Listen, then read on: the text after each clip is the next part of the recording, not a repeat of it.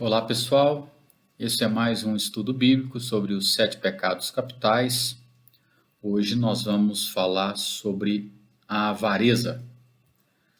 Pior do que a ira, do que a preguiça, do que a glutonaria, do que a luxúria, colocada junto com a inveja, ou seja, abaixo do orgulho, né?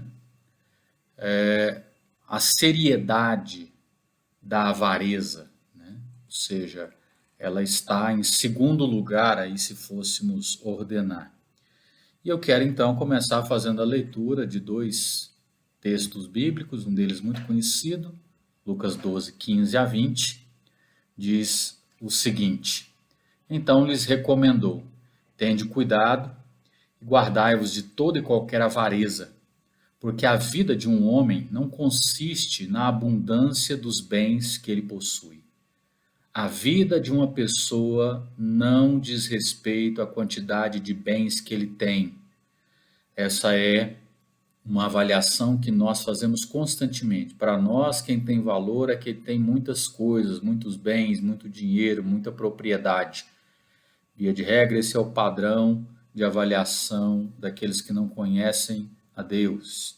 O texto continua dizendo que Jesus proferiu uma parábola, dizendo: O campo de um homem rico produziu com abundância, e arrazoava consigo mesmo, dizendo: Que farei? Pois não tenho onde recolher os meus frutos. E disse: Farei isto: destruirei os meus celeiros, reconstruí-los-ei maiores, e aí recolherei todo o meu produto e todos os meus bens. Então direi à minha alma: Tens em depósito muitos bens para muitos anos. Descansa, come, bebe e regala-te. Mas Deus lhe disse: Louco, esta noite te pedirão a tua alma. E o que tens preparado, para quem será? Assim é o que entesoura para si mesmo e não é rico para com Deus. O outro texto, não é um texto tão conhecido quanto esse, está em 1 Reis, capítulo de número 21, versos 1 e seguintes. Sucedeu depois disto o seguinte: Nabote, o jezreelita, possuía uma vinha ao lado do palácio de Acabe, rei de Samaria. Tinha em Jezreel. Disse Acabe a Nabote: Dá-me a tua vinha para que me sirva de horta, pois está perto, ao lado da minha casa.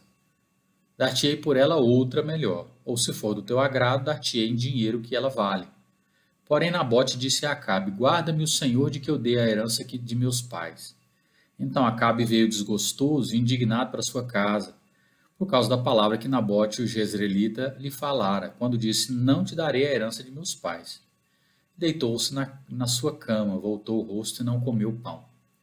Porém, vindo Jezabel, sua mulher, ter com ele, lhe disse: Que é isso que tens, assim desgostoso teu espírito, e não comes pão? Ele lhe respondeu: Porque falei a Nabote, o jezreelita, e lhe disse: Dá-me a tua vinha por dinheiro, ou se te apraz, dar-te-ei outra em seu lugar. Porém ele disse: Não te darei a minha vinha. Então Jezabel, sua mulher, lhe disse: Governas tu com efeito sobre Israel? Levanta-te, come, alegre-se o teu coração, eu te darei a vinha de Nabote, o jezreelita. Então escreveu cartas em nome de Acabe, selou-as com o sinete dele e as enviou aos anciãos e aos nobres que havia na sua cidade e habitavam com Nabote. Escreveu nas cartas dizendo: Apregoai um jejum e trazei Nabote para a frente do povo. Fazei sentar defronte dele 2 homens malignos, que testemunhem contra ele, dizendo: Blasfemaste contra Deus e contra o rei. Depois, levai-o para fora e apedrejai-o, para que morra. Os homens da sua cidade, os anciãos e os nobres que nela habitavam, fazendo como Jezabel lhes ordenara, segundo estava escrito nas cartas que lhes havia mandado, apregoaram um jejum e trouxeram Nabote para a frente do povo. Então vieram 2 homens malignos, sentaram-se defronte dele e testemunharam contra ele, contra Nabote, perante o povo, dizendo: Nabote blasfemou contra Deus e contra o rei. E o levaram para fora da cidade, o apedrejaram e morreu. Então mandaram dizer a Jezabel: Nabote foi apedrejado e morreu. Tendo Jezabel ouvido que Nabote fora apedrejado e morrera, disse a Acabe: Levanta-te e toma posse da vinha que Nabote, o jezreelita, recusou dar-te por dinheiro, pois Nabote já não vive, mas é morto. Tendo Acabe ouvido que Nabote era morto, levantou-se para descer para a vinha de Nabote, o jezreelita, para tomar posse dela. Então veio a palavra do Senhor a Elias, o tesbita, dizendo: Dispõe-te, desce para encontrar-te com Acabe, rei de Israel, que habita em Samaria. Eis que esta está na vinha de Nabote, aonde desceu para tomar posse dela. Falar-lhe-ás, dizendo: Assim diz o Senhor: Mataste e ainda por cima tomaste a herança? Dir-lhe-ás mais: Assim diz o Senhor: No lugar em que os cães lamberam o sangue de Nabote, cães lamberão teu sangue, o teu mesmo. Perguntou Acabe a Elias: Já me achaste inimigo meu? Respondeu ele: Achei-te, porquanto já te vendeste para fazeres o que é mal perante o Senhor. Eis que trarei o mal sobre ti, arrancarei a tua posteridade, exterminarei de Acabe a todos do sexo masculino, quer escravo, quer livre, em Israel.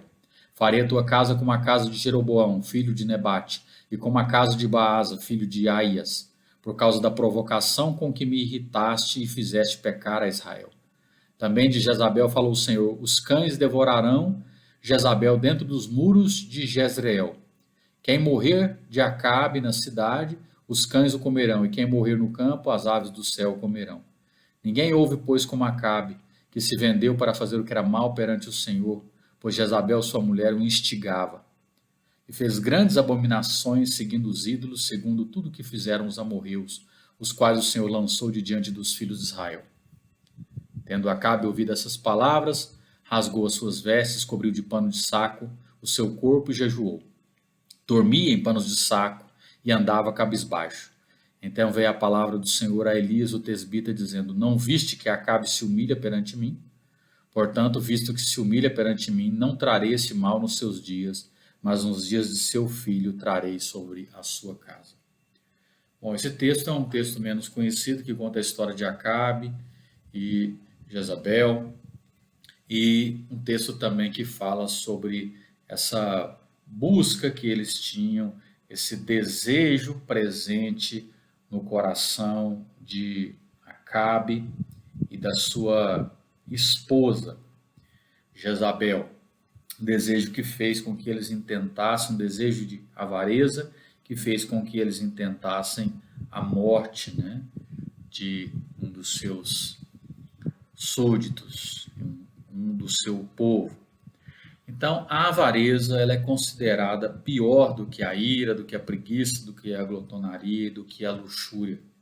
Ela está ligada a uma desordenada ambição por dinheiro. Por isso a palavra ávaros. Ávaros, do latim, é a palavra que forma ávidos aeres, que significa ávido por cobre, que era o dinheiro de então. Então, alguém avarento é alguém ávido por cobre, ávido por dinheiro. Agostinho, também santo da igreja, fala de uma avareza geral e de uma avareza específica. A avareza geral é o desejo de ter algo mais do que é devido. Então, todas as vezes que eu quero algo mais daquilo que é devido a mim mesmo, daquilo que me é necessário, isso é, para Agostinho, avareza de forma geral. E Agostinho falava de avareza de forma específica, que é o desejo amoroso ao dinheiro. Ou seja, agora é um amor, é um apego ao dinheiro. A virtude oposta à avareza é a generosidade, que em relação ao dinheiro é saber gastar com prazer e sem tristeza quando e onde seja necessário. Então, alguém generoso é alguém que sabe se relacionar com o dinheiro, que sabe gastar com prazer, que sabe gastar sem a tristeza de estar gastando, quando e onde é necessário. Então, nós poderíamos dizer que a avareza é o vício no que diz respeito a gastar dinheiro e o excesso na busca e na retenção do mesmo. Então, observe, a avareza tem a ver com gastar o dinheiro, como você gasta o dinheiro, e também nessa busca pelo dinheiro e na forma de reter o dinheiro. Então, alguém avarento não é alguém só que busca o dinheiro ou os bens, mas é alguém também que retém, que não sabe gastar, que não tem prazer quando gasta. Então, alguém que busca e alguém que retém. Então, o excesso e a falta. Em 1589, de forma muito interessante, um indivíduo chamado Peter Binsfeld. O Peter Binsfeld, ele é ou foi, né, um demonologista, um teólogo, um padre jesuíta medieval. Ele viveu na Alemanha, em Trier, e ele morreu da peste em 1598 aproximadamente. Ele foi um dos indivíduos padres envolvidos na caça às bruxas na sua época. É interessante que ele faz uma relação com cada um dos 7 pecados capitais com demônios. E aí ele diz de Lúcifer, e ele relaciona Lúcifer ao pecado capital vaidade, Mammon ao pecado avareza, Asmodeus a luxúria, Leviatã a inveja, Beuzebu a gula, Amon com a ira, Belfegor com a assídia. O que é interessante, embora nós não creiamos em todas as coisas e nessa relação, o que é interessante é que o próprio Jesus, nos seus ensinos, ele relacionou o Mammon com um diabolos, com um daimônios, com um Deus. Então Jesus confirmou que a avareza, a ambição e a cobiça, assim como é condenada no 10º mandamento, que diz não cobiçarás, e essa é a ideia de não buscar a avareza, não buscar essa busca por aquilo, pelos bens, né, pelo dinheiro.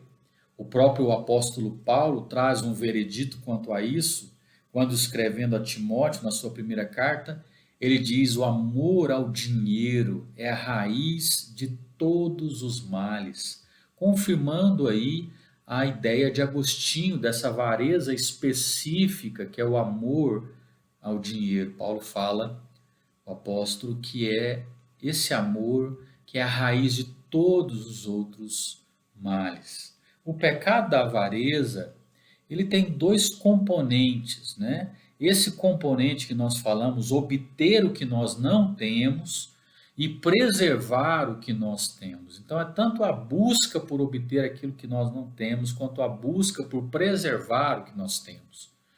E aí existem 2 confusões quanto à compreensão desse vício. Primeiro, as coisas em si mesmas não são problema. Não há problema em você buscar conquistar dinheiro, buscar ter bens na sua vida. Como parte da criação de Deus, as coisas por si só elas são boas. A avareza ela somente entra em cena quando o desejo pelas possessões temporais se torna um desejo desordenado, se torna um desejo que prossegue à idolatria, ou em outras palavras, quando a confiança nas dádivas de Deus substitui a confiança no próprio Deus. Quando você começa a confiar nas coisas que Deus deu, nas coisas que Deus trouxe na criação, e tira então o seu coração de Deus, você está agindo com a idolatria e, portanto, nós temos aí a avareza, esse desejo desordenado pelas possessões temporais. As palavras de Peter Kraft, ele é um estudioso da palavra de Deus também, foi um professor, foi até pouco tempo um professor de filosofia no Boston College, né?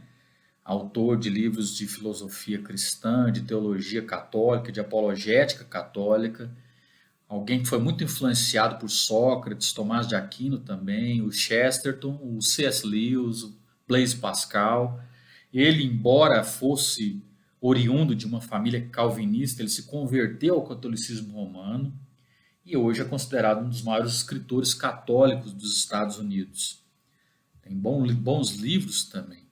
O Peter Kraft falou uma frase interessante. Quando uma criatura é tornada Deus, ela se torna um diabo. Quando uma criatura é tornada Deus, ela se torna um diabo. Na história infantil que você talvez se lembre, da formiga e da cigarra, nós vemos muito isso na moral da história, né? Nós vemos muito essa busca avarenta também, a questão da preguiça, a questão do deleite, do prazer. E é importante a gente esclarecer que uma crítica à avareza não é o mesmo que exonerar o capitalismo, né? Não é querer advogar a redistribuição da riqueza, mas o que nós estamos falando é que é importante perceber que existe uma ilusão no possuir. O que nós possuímos ao possuir? Somente uma alegria transitória ou um status não duradouro. Você não pode levar as coisas com você quando você morrer. E isso, de fato, não pode ser passado a um herdeiro. A busca por possuir é, então, uma miragem perseguida de forma obsessiva, de forma autodestruidora. Porque a verdadeira felicidade, nós sabemos, não é uma questão é uma questão de ser, não é uma questão de ter, né? Ou como um outro importante teólogo disse, escritor George MacDonald, ele disse: as mãos podem acumular, mas o coração do homem não pode fazer o mesmo.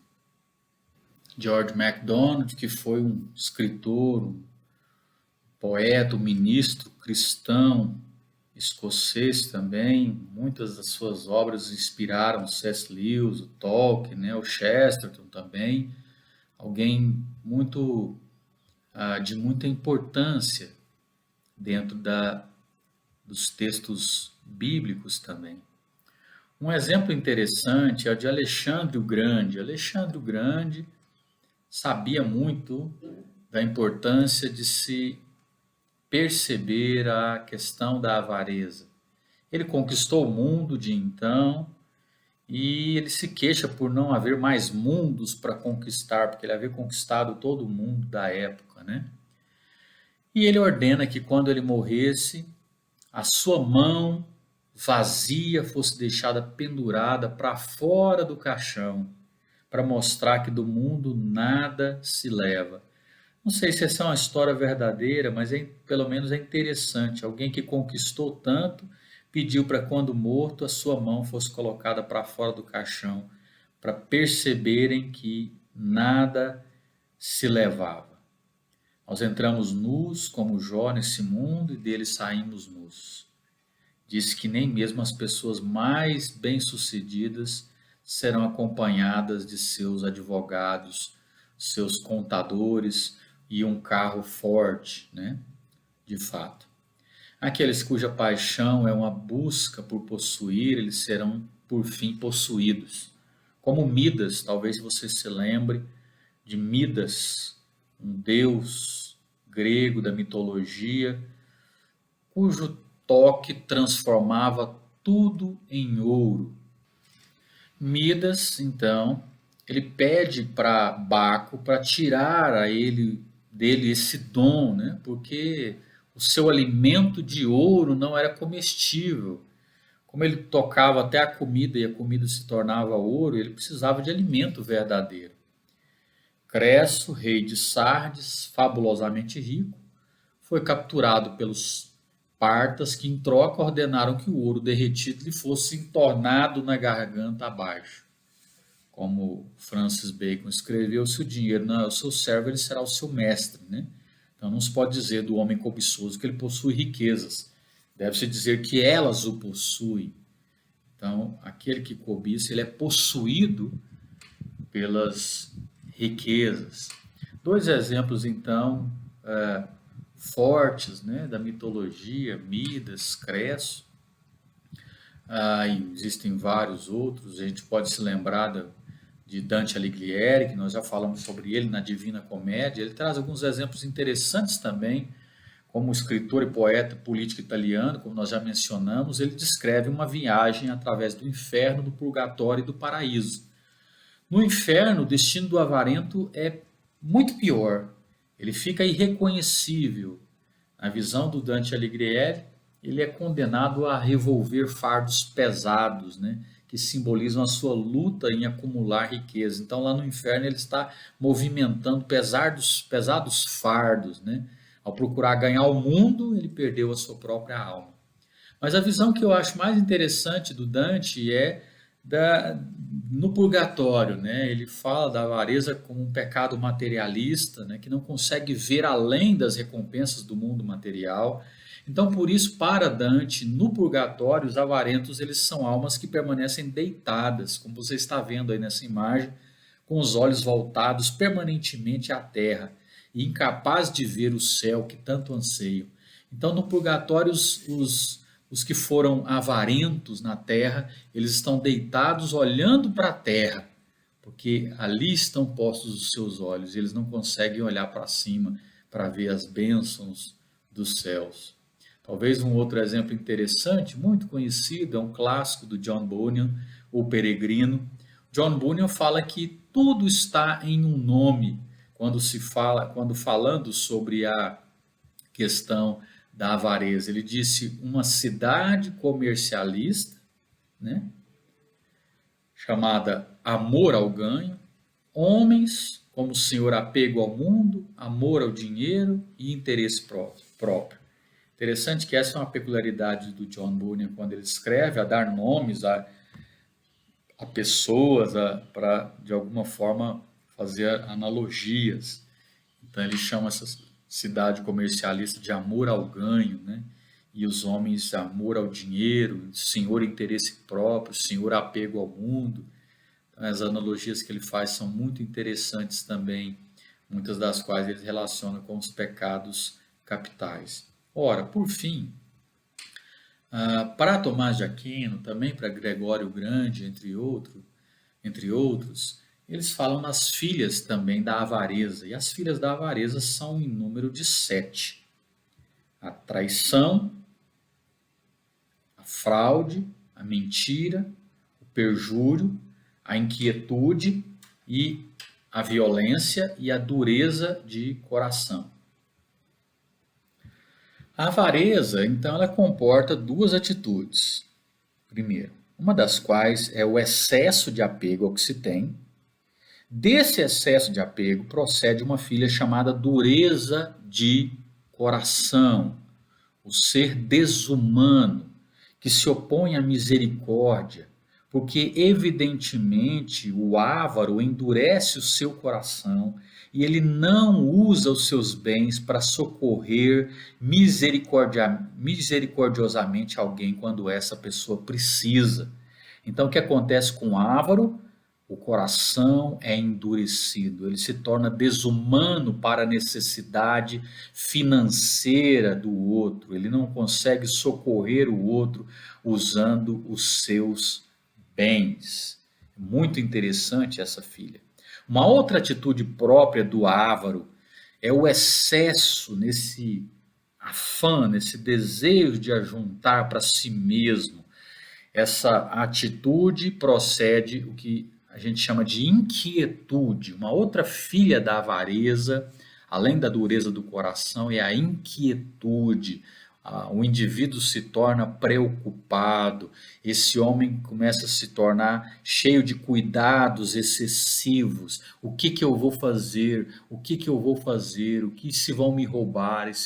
Então essa pessoa, como Eclesiastes diz, que o avaro nunca se sacia de dinheiro, ele se torna alguém inquieto, nessa busca por possuir e também por não perder, né? Essas preocupações. Quando nós consideramos a avareza do ponto de vista da execução, então, duas coisas do ponto de vista da atitudes, dureza do coração, inquietude, e do ponto de vista da execução da ação, quando uma pessoa avarenta procura bens para si, elas podem servir-se da força e dá origem à violência. Uma outra filha da avareza é a violência. As pessoas, então, elas passam por cima das outras, sendo violentos, né? Buscando essa violência, ou tentando às vezes enganar essas pessoas, né? Elas também buscando lucro, elas podem ir para a mentira.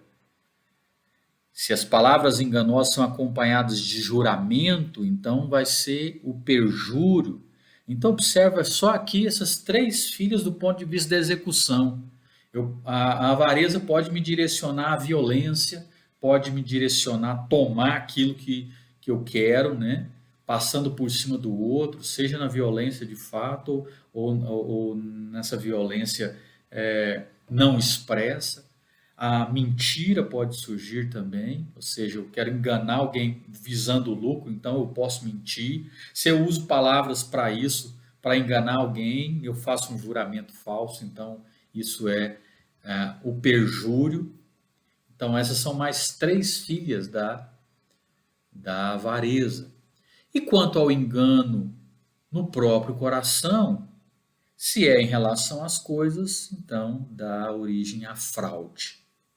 Se é em relação às pessoas, dá-se origem à traição, como é evidente no caso de Judas, que por sua natureza, essa natureza avarenta, ele se torna traidor de Cristo. Então observe Judas como exemplo aí de alguém avarento. Sabemos que ele era o tesoureiro, que ele levava a bolsa.